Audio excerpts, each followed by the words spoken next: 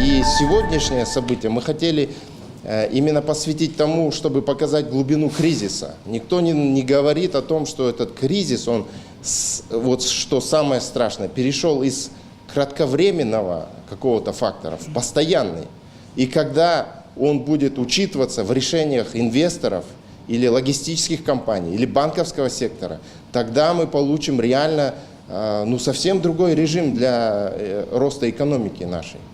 И здесь мы должны призвать к адекватности, наверное, в том числе и лидеров государств. Не должно быть так, когда два, скажем так, лидера нации поругались, и от этого страдает два народа.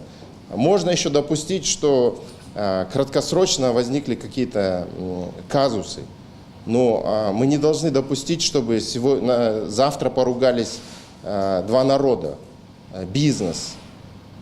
В этом отношении мы стоим у черты, когда нужно будет принять какие-то меры, и их надо принимать срочно.